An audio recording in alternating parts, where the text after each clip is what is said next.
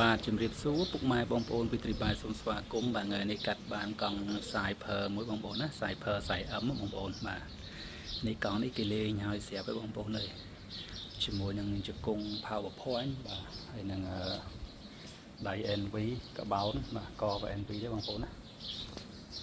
បាទសម្រាប់បងប្អូនមានកង់អាចវាយដូរបាន25ខេត្តក្រុងបាទខ្សែភើនេះបាទ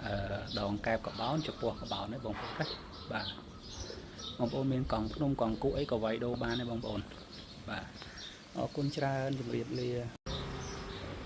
បាទជម្រាបសួរពុកម៉ែបងប្អូនពីទ្រីបាយសូមស្វាគមន៍បាទថ្ងៃនេះកាត់បានកង់ខ្សែភើមួយបងប្អូនណាខ្សែភើខ្សែ M បងប្អូនបាទ